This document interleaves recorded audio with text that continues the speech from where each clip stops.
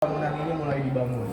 Nah, mulai pertama di perkembangan Kota Bandung itu ada seorang tokoh namanya Herman William Denmas. Mungkin Bapak Ibu pernah dengar. Beliau ini adalah gubernur Hindia. Saya aja naon sih? William Denmas. Beliau ini adalah gubernur Hindia Belanda yang ditugaskan untuk mempertahankan Pulau Jawa saat itu. Nah, salah satu cara dengan mempertahankan Pulau Jawa, beliau ini membuat jalan yang kita kenal dari Anyar sampai Panarukan yang panjangnya 1000 km. Nah, awal dari perancangan jalan Anyar sampai Panarukan itu awalnya tidak lewat ke Bandung, hanya menyetari Pulau Jawa, hanya bagian utaranya saja, bagian utara di sini.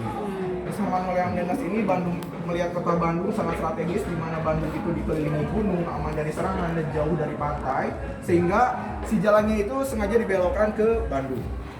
Nah, kenapa dekat dengan pantai itu merugikan? Karena pada saat itu kalau dekat dengan pantai banyak penyakitnya, katanya ada penyakit namanya malaria. Nah, terus juga, lewat ke Bandung, jalan ini, namanya jalan itu adalah De Grote Postweg atau Jalan Raya Pos. Kalau di Bandung itu potretnya seperti ini. Berarti kalau depan sekarang mana tuh? Depan mana? Sekarang ada di Jalan Cibabat, Pak, Cimahi. Oh. Cimahi. Nah, selain jalan dibuat juga, lalu komplek pemerintahan Kota Bandung juga dipindahkan. Awalnya itu ada di daerah Dayeuhkolot, 12 km dari kota sekarang, lalu dipindahkan ke jalan yang tadi dibuat.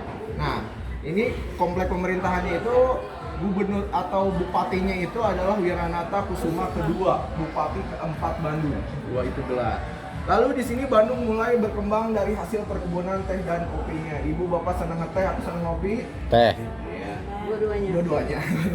Nah, dulu Bandung itu terkenal sekali dengan tehnya. Ada seorang tokoh namanya Boska. Boska itu dikenal dengan Tikonin atau raja perkebunan teh. Nah, hasil perkebunan Kota Bandung itu semuanya dikumpulkan di Kota Bandung. Tempat pengumpulannya itu sekarang digunakan sebagai Wali Kota Bandung. Nah, kalau sekarang itu Bukan di kan di kantor Pendopo. Wali Kota. Tempat Wali Kota ya? Wali Kota, Pak. Nanti kita Nah, hasil perkebunan itu semuanya dikirimkan ke Batavia, jalurnya seperti ini dari Bandung lalu ke Cianjur, lalu ke Botenjo hingga Bogor, Master Penulis ini Jatinegara sampai Batavia.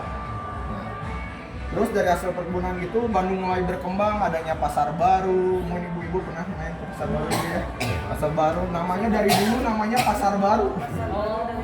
Dari dulu namanya pasar baru, karena dulu ada namanya pasar lama, lalu digunakannya pasar baru sampai sekarang, walaupun udah lama tetap namanya pasar baru. Lalu Masjid Agung pernah direnovasi tahun 1850 pada zaman Wiranata Kusuma keempat, dan pemindahan Residen Priangan atau ibu kota. Kalau Residen Priangan mungkin analoginya seperti kantor gubernur. Lalu Residen Priangan itu awalnya ada di Cianjur, lalu pindah ke Bandung menggunakan gedung Pakuan. Kalau sekarang gedung Pakuan itu difungsikan sebagai rumah dinasnya Gubernur Jawa Barat. Lalu di sini ada hotel pertama di Bandung. Sebelum hotel juga ada sekolah pertama di Bandung namanya Quick School, sekolah guru. Bangunan ini sekarang masih ada, difungsikannya sebagai Polrestabes Kota Bandung. Dekat Walakat juga di sana. Lalu ada hotel pertama di Bandung namanya Grand Hotel Homan. Kalau sekarang namanya Savoy Homan.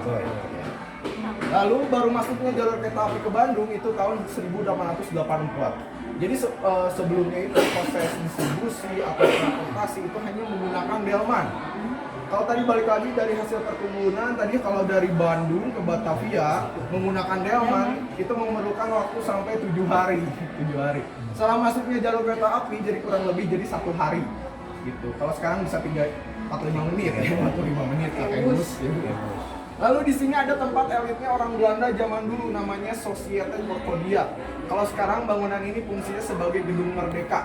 Oh, iya. Yang sekarang banyak setan atau robot dulu yang sana ada.